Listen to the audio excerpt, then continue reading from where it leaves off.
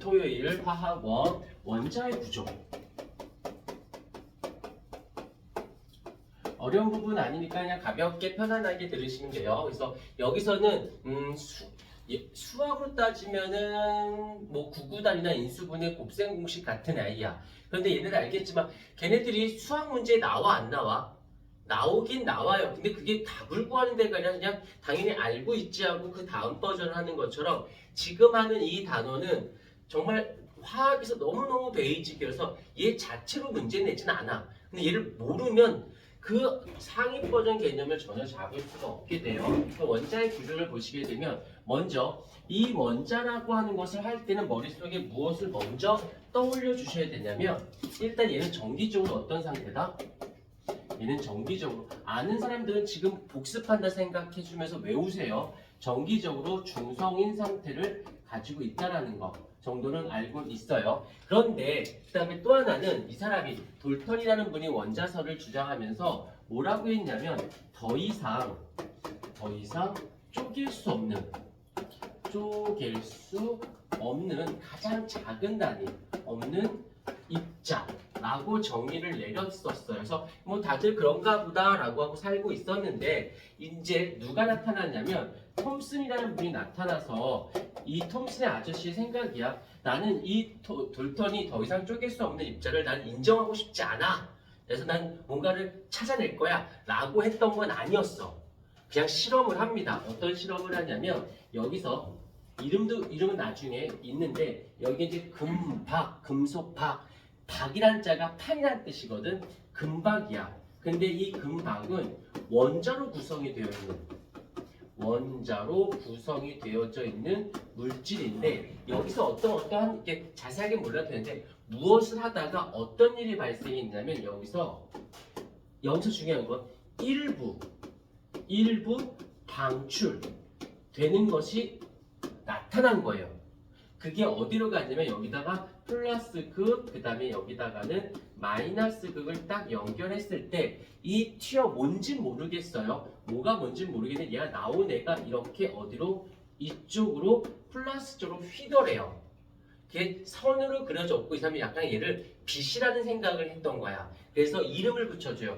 요 아이의 이름을 마이너스 극의 성질을 띠고 있는 선이라고 해서 음극선이라고 일단 명명을 했어.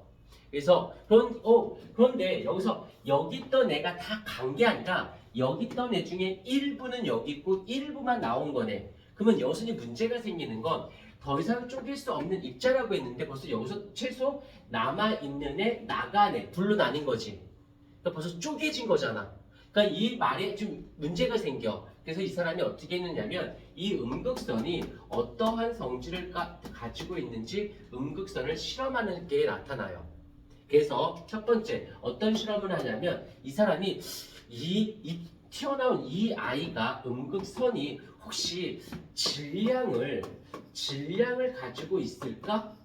없을까? 라고 확인해 보고 싶은 거야. 그때 하는 실험이 무엇이냐면 바로 바람개비를 둡니다. 여기다가. 그래서 바람개비의 회전의 유무를 따져. 그래서 바람개비, 다들 알겠지만 바람개비가 어떻게 부는 거냐면 왜 곡선을 만드냐면 공기 중에 눈에 보이지 않지만 공기 중에 질량을 가진 입자가 그 바람개비랑 꽝 하고 충돌을 해요. 그럼 그 충돌에 의해서 회전을 하게 되는 거거든. 그러니까 다시 말하면 여기서 이 음극선이 질량이 있는지 없는지를 확인해 보려고 바람개비를 두어봤어. 그랬더니 여기서 얘가 회전을 했대요. 그럼 이제 뭐가 된 거야? 얘는 질량이 물음표에서 느낌표로 바뀌는 거지. 바람개비가 회전하는 걸 통해서 질량이 있음을 확인했다는 거. 오케이, 이렇게 됐고 두 번째는 이 음극선이 빛이라는 생각을 살짝 했었어. 빛이는 어떠냐면 직진성을 띠고 있거든. 그러니까 별건 아니고 그냥 다 알아. 내 목소리가 다 들리고 내 모습도 보이지. 그런데 내가 여기서 얘기했다고 진짜 내 목소리는 들리지. 대답을 해야 되지 않니? 근데 내 모습은 안 보이죠. 왜냐면 소리는 이렇게 꺾일 수 있거든. 그러니까 직진이 아니라 꺾이기 때문에 내 소리는 들려요. 그런데 빛은 직진성을 띠고 있기 때문에 이 벽에 막혀서 내 모습이 안 보이게 되는 거야. 여기까지 이해됐죠? 네. 그래서 얘가 이 음극선이 직진성을 갖고 있는지 꺾이는지 궁금한 거네. 그래서 이제 직진성을 확인해 보려고 어떻게 그림자가 형성이 되는지 안 되는지. 그래서 어떻게 얘가 지금 음극선이 있으면 여기다가 이렇게 막아봅니다. 이렇게. 그럼 만약에 직진성을 가지고 있다면 얘는 어떻게 돼? 얘가 이렇게 있으면 그 뒤에 그림자가 이렇게 돼서 커다란 그림자가 뒤에 이렇게 생길 거야 라고 생각한 거야. 해놓고 봤더니 그림자가 실제로 진짜 형성이 되더랍니다. 그러면 음극선은 직진성을 가지고 있구나. 해석하는 거야. 외우는 건 아니고. 그 다음에 세 번째는 간단하게 여기다 전화를 뒀더니 이 음극선이 어떻게 플러스 극으로 힘을 알게 된 거예요. 그러다 보니까 얘는 어떤 빛이라는 개념이 아니라 질량을 가지고 있으면서 직진성을 띠고 있는 플러스를 휘었으니까 이 말의 뜻은 그것은 마이너스 극의 성질을 가지고 있구나 라고 해서 얘를 발로 왜 쳐?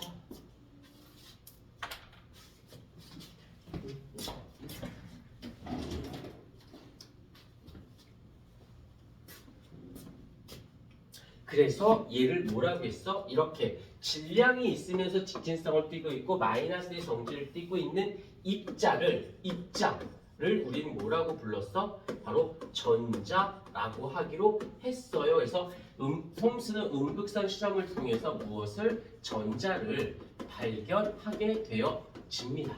그래서 전자가 발견이 된 거야.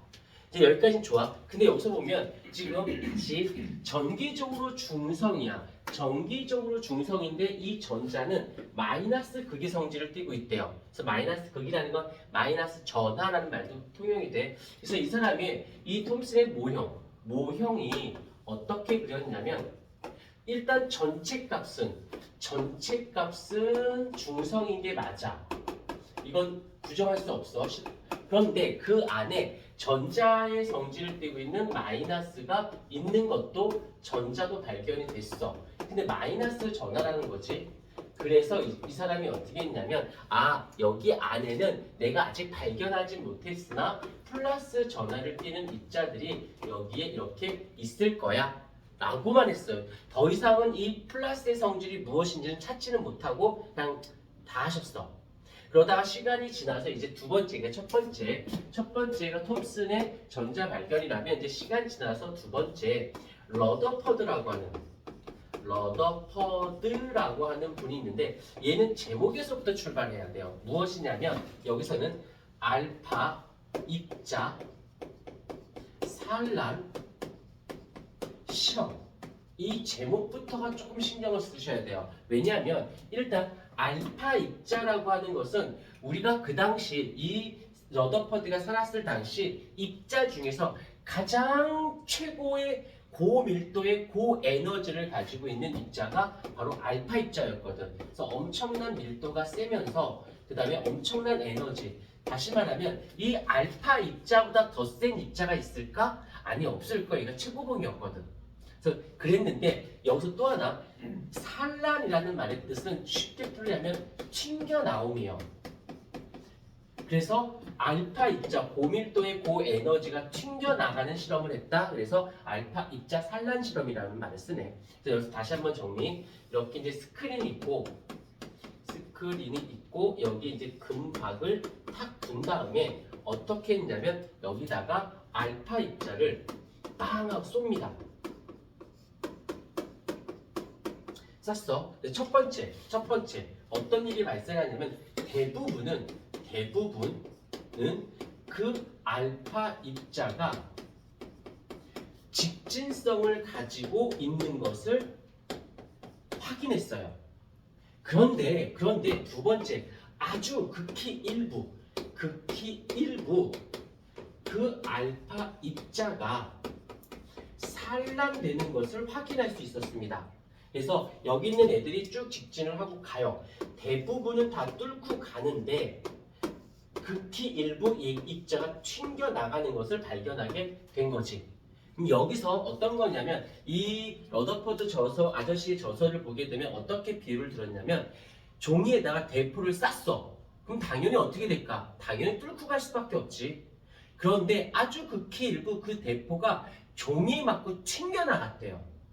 그러면 튕겨나갈 정도면 대포 알이 튕겨나갈 정도면 그 종이는 대포 알보다 어때야 돼? 더 단단하고 더 세야지. 그래야 맞짱을 떴을 때 걔가 약한 애가 튕겨나가지. 이렇게 돼서 이걸 정리해 볼게요. 어떻게 됐느냐? 이렇게 대부분은 입자가 직진성을 띠고 있다는 건 원자는 대부분 빈 공간으로 되어져 있어. 빈 공간으로 되어져 있는데 극히 일부 산란되었다라는 것은 원자 중에서 극히 일부지만 보통 이제 중심이라고 표현합니다. 그 중심에 아주 고밀도의 고에너지를 가진 입자가 존재할 거야. 그 존재에 의해서 얘가 알파 입자가 튕겨나가 버린 거지.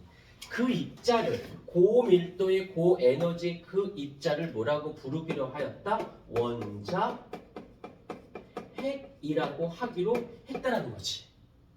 그래서 원자핵의 발견이 되어졌다라는 거예요. 여기까지는 됐고 어려운 건 아니야. 그냥 편하게 차근차근 들어요. 그래서 이 정도 먼저 정리하고 그다음에 원자의 구조를 가지면서 원자의 구조에는 상대적 전하량과 상대적 질량, 그 상대적 전하량 가지고 쭈루룩 내용, 상대적 질량 갖고 쭈루룩 내용이 되어져 있습니다. 요거 먼저 이쁘게 좀 정리 좀